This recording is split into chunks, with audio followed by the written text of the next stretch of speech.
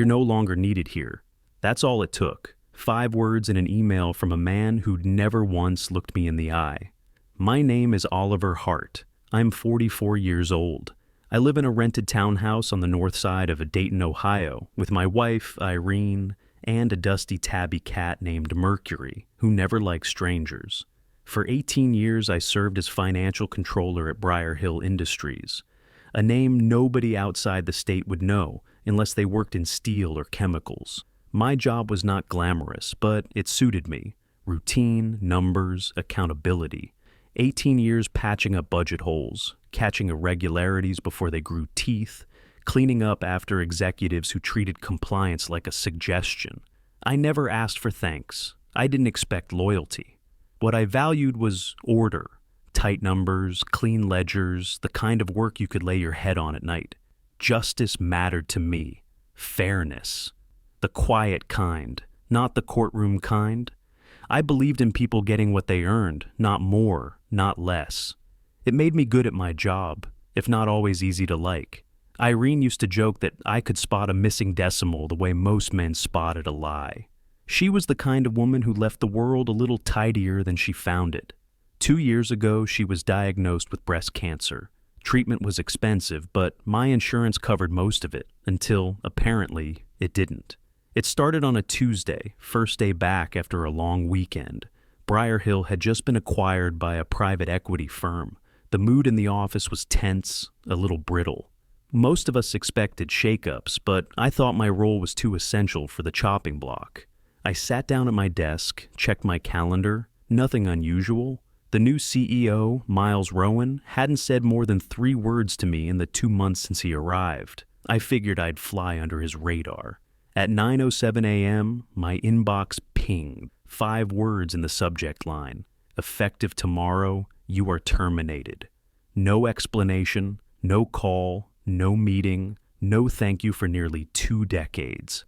I stared at the screen, rereading it so many times the letters started to blur. For a minute, I thought it was a phishing attempt, but the address was internal. Miles Rowan, Chief Executive Officer. I stood up, looked around the open-plan floor. Nobody met my eyes. Nobody asked if I was all right.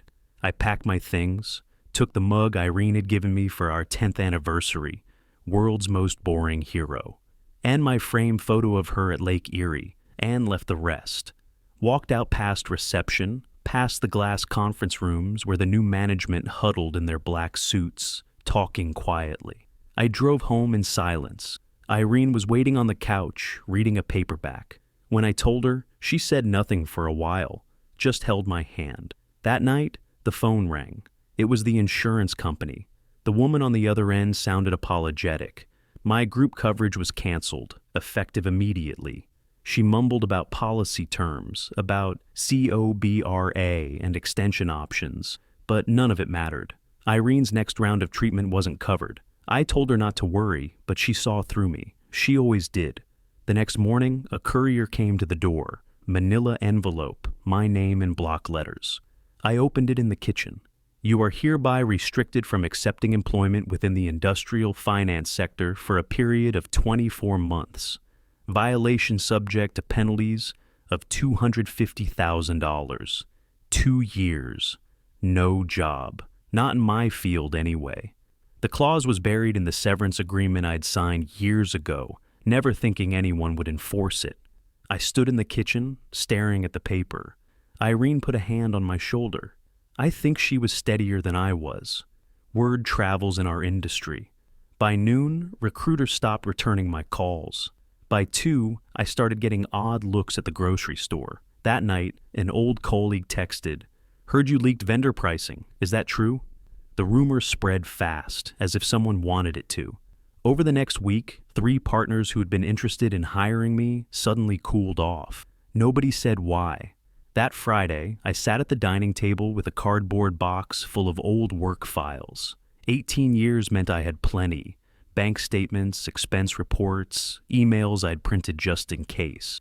Irene brewed coffee and sat across from me, thumbing through spreadsheets. I started to notice things, tiny discrepancies, consulting payments from obscure vendors routed through a shell company in Luxembourg, Each was just small enough to avoid scrutiny, but together they looked wrong. I worked late into the night. The numbers didn't add up. I pulled old emails, cross-referenced wire transfers, pored over contract copies. Patterns emerged. Every month, $180,000 out the door to Perigi Consultants, always billed through a European subsidiary. I called Mike, the former head of marketing, who'd left the same week as me. He'd received the same one-line email, same non-compete clause. We met in a corner booth at a diner. He brought along Sarah, the company's chief legal counsel, and Lucas, the chief engineer, both recently let go, with the same silent treatment. We compared notes. Each of us had noticed something odd. Mike had flagged unusual vendor invoices. Sarah had questioned a string of contracts with vague descriptions, strategic advisory, market research, but the files were always thin on deliverables. Lucas remembered being pressured to approve capital projects without clear specs. We started mapping it all out on paper napkins, receipts, the back of a kid's menu. A picture took shape. Money funneled from Briar Hill's accounts into Perigi, from there through Luxembourg, then vanishing into an offshore account in the Caymans. The payees were always different, but the signatures approving them were the same. Miles Rowan. No oversight, no board approval, just his name and ours at the bottom of the termination letters. I took everything home that night, spread it across the living room floor. Irene curled up nearby with Mercury, occasionally glancing over. I could see she was worried, but she let me work. I read until my eyes hurt, until the numbers on the page started to swim. I kept a notebook, jotted down every connection, every payment, every date that didn't fit. By Monday, I had a thick folder of evidence. I wasn't sure what to do next. Going to the police felt risky. Miles was too connected, too quick to smear reputations. I needed someone with real authority. I remembered Alex Reardon, an independent board director. He had always treated me with respect, even when we disagreed. I called his office, left a message. He called back within the hour. We met in a park, away from prying eyes. I handed him the folder. He flipped through the pages in silence, pausing at the list of offshore payments. "This is serious, Oliver," he said quietly. "If this is what it looks like, we're talking millions, maybe more." I gave him a deadline, 48 hours. Either the board launched an independent investigation, or I would hold a press conference with every document I had. Alex nodded, understanding the stakes. "We'll get to the bottom of it. Stay close to your phone." That evening, I unplugged the landline and turned off my cell. Irene made soup, sat with me in the quiet. I barely slept. I wondered what Miles was doing, whether he sensed the walls closing in. Part of me wished I could talk to him, ask him why. But I knew there'd be no answers. Men like him didn't explain, they just moved on. By noon the next day, the board had called an emergency meeting. Alex kept me updated by text. For the first time in 18 years, I wasn't in that room. I imagined the looks, the hushed conversations, the way people avoided saying my name. Miles would be calm, smiling, dismissive. He was always good at that, deflecting blame, turning suspicion into doubt. The meeting dragged on for hours. At 4, Alex called. "He's suspended. External auditors are coming in. Stay home, keep your head down." News spreads fast. That night, the company released a terse statement. Ongoing investigation into financial irregularities. No further comment. The local paper called me twice. I didn't answer. I sat on the porch with Irene, watching the sun set behind the neighbor's hedge. I felt tired, bone tired, but for the first time in weeks, I wasn't afraid. Over the next week, the story broke. $6.8 million siphoned through offshore accounts, signed off by Miles Rowan. The auditors found a paper trail even I hadn't spotted. Fake invoices, phantom consulting work, shell companies stacking fees on top of each other. The authorities moved fast. Miles vanished. His office was empty by the time the auditors arrived. His apartment, too. The board issued a formal apology. My non-compete was rescinded, my insurance reinstated, with back payments for Irene's treatments. They wired a year's salary into my account in recognition of exemplary service. Recruiters started calling again, this time with real offers. I declined Briar Hill's invitation to return. I'd had enough. I accepted a role at a competitor, 20 miles away. Better pay, better hours, a new team that valued what I brought. On my last day before starting the new job, I posted on Briar Hill's internal forum, a single message. When your boss tells you you're no longer needed, don't listen to the words, watch the numbers. Sometimes, a single click hides millions. I turned off my laptop, sat with Irene on the porch, and listened to the night settle around us. Mercury hopped onto my lap, purring softly. I thought of all the years I'd spent fixing other people's messes, and for the first time in a long time, I felt free.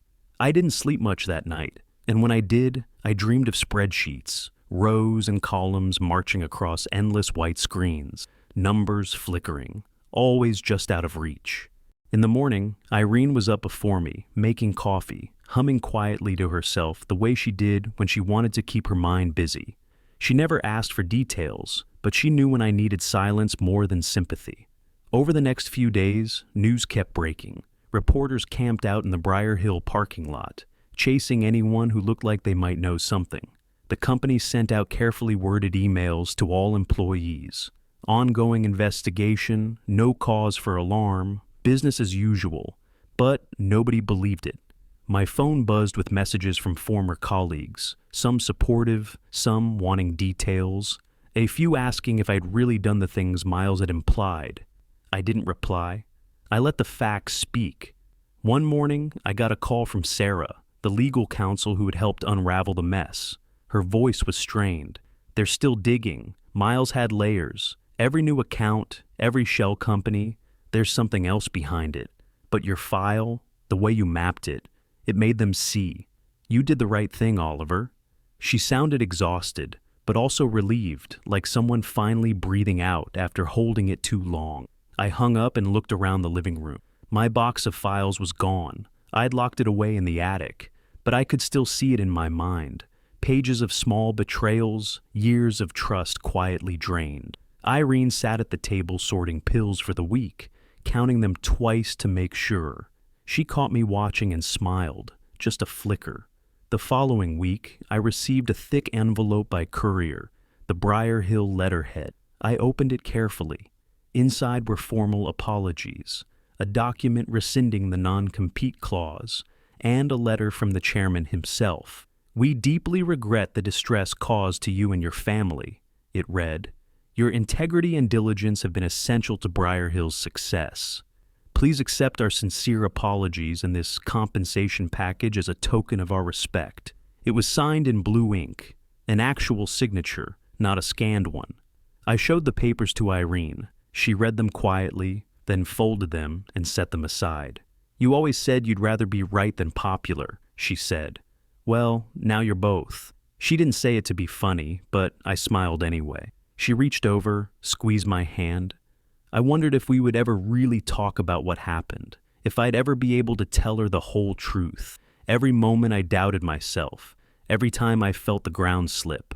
For days I drifted between sleep and alertness, unable to settle into any routine. Mercury started spending more time in my lap, as if he sensed I needed the company. I cleaned out my inbox, deleted messages from recruiters, old colleagues, even Miles, an unopened thread marked simply, "Sorry." I never read it. I didn't want to know what excuses he'd found, what stories he'd spun to himself to justify what he'd done. The competitor's offer came at the end of the month, a company I'd worked with years ago, back when things felt simpler. The new CEO was younger than me by a decade, but sounded old school, direct, respectful, aware of the value of steady hands in a storm. The offer was generous, 35% more than my old salary, with benefits that made Irene's care easier to manage. The idea of starting fresh appealed to me. No ghosts in the hallways, no whispers behind closed doors, just honest work. I signed the contract without fanfare, sent a polite email declining Briar Hill's counteroffer, packed my things in a single afternoon, the mug, the photo, my lucky pen. I didn't say goodbye to anyone at Briar Hill. There was nothing left to say. On my first morning at the new office, I stood outside the building for a long time, watching the sun reflect off the glass. The receptionist greeted me with a smile and a printed badge. "Welcome, Mr. Hart. We're glad you're here." Simple words, but they landed with a weight I hadn't expected. The first weeks blurred by. New faces, new software, old habits adapting to different rhythms. I found myself waking up early, eager to get started. Irene noticed the change. "You're sleeping better," she said one morning, pouring cereal into 2 bowls. "It shows." I shrugged, unsure if I believed it yet. Months passed. News from Briar Hill trickled in. Miles had been located in Portugal, extradited to the U.S. on fraud charges. The papers called it a corporate reckoning. Former colleagues reached out now and then, mostly to share gossip or regrets. I kept my replies brief. Some wounds take time to close. I never told anyone everything. The way I'd felt in those last days.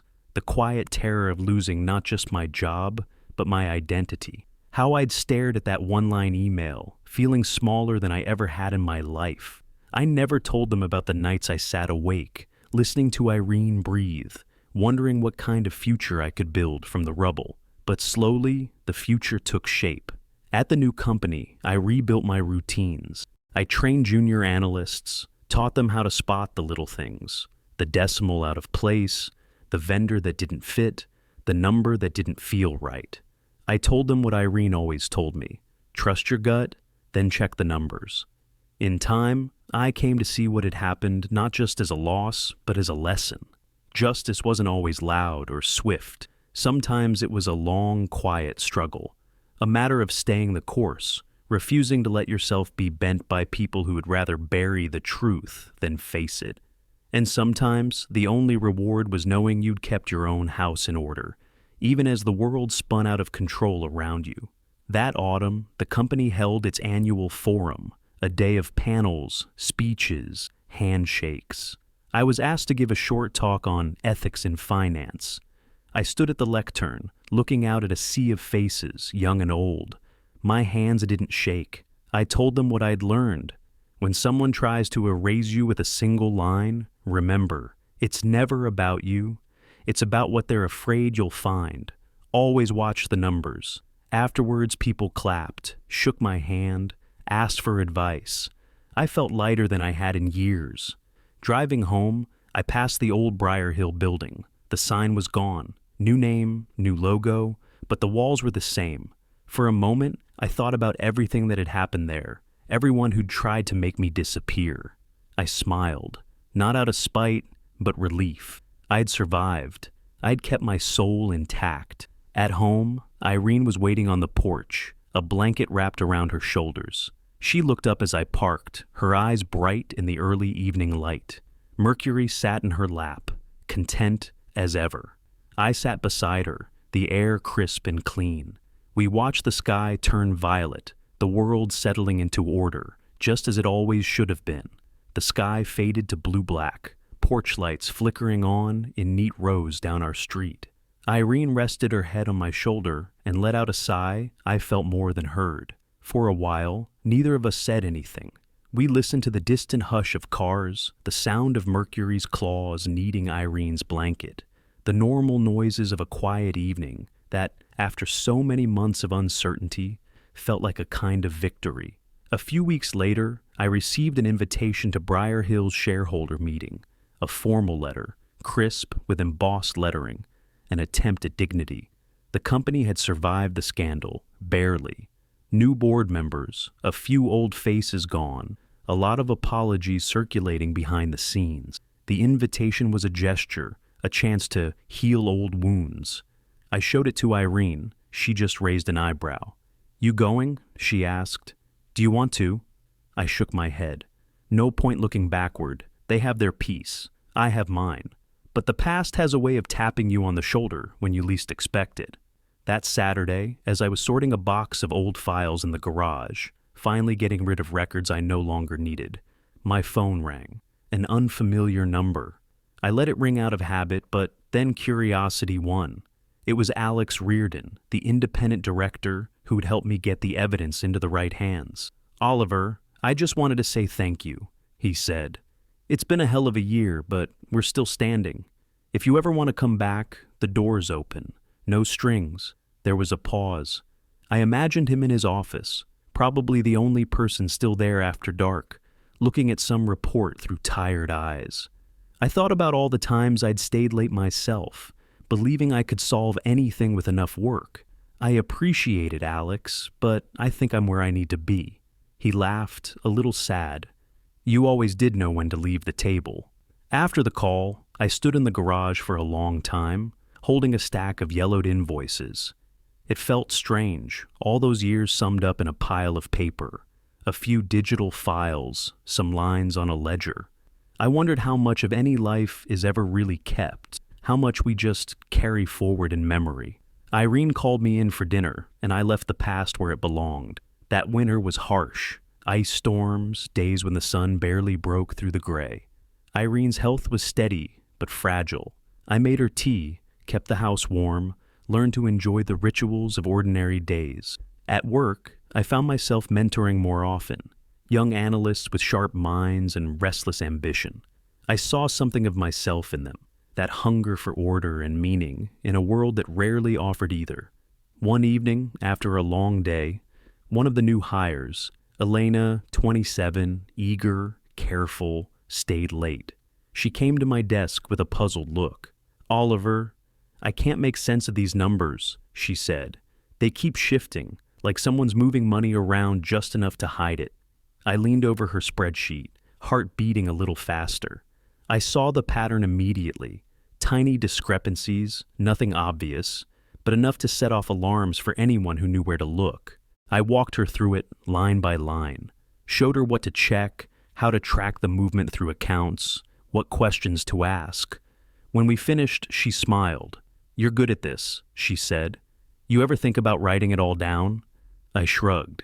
"Numbers don't change, only people do. Just remember, don't let anyone convince you the truth is inconvenient. That's how you lose your way." As winter gave way to spring, I realized I was finally at peace with what had happened. I didn't need the old titles or the approval of men like Miles Rowan. I didn't need revenge, just space to do my work and go home to the person who made it all worthwhile. Irene's health stabilized. Some days she was tired, but most days she was herself, sharp, funny, more patient with life's mess than I ever was. We took small trips, weekend drives, quiet meals at new places, visits with old friends we'd neglected during the chaos. I stopped checking financial news as often. Mercury started sleeping in the sunlight again, like he owned the world. In June, I got an email from a journalist who'd covered the Briar Hill story, asking if I'd go on record, share the inside story. I declined. The story wasn't mine alone. Too many people had been hurt. Too many more had just tried to keep their heads down. I told her the only thing worth quoting: justice doesn't need a headline. It just needs to last. Later that month, my new boss called me into his office. "We're starting a mentorship program," he said. "You'd be perfect for it. Help some of the younger folks navigate the messier parts of this business." I thought about it, remembered the faces of those who had helped me, the ones who'd tried to bury me. I agreed. Summer brought sunlight and long evenings. Irene and I sat outside more often, talking less about what we'd lost and more about what we'd built. Sometimes after dinner, we walked through the neighborhood, quiet except for the chirr of crickets and the laughter from open windows. Life was not perfect, but it was honest. Looking back, I saw how close I'd come to losing myself in bitterness, but instead, I'd learned to let go. Learned that sometimes the best revenge was not to win louder, but simply to keep living well, on your own terms, no matter who tried to write you out with a single line.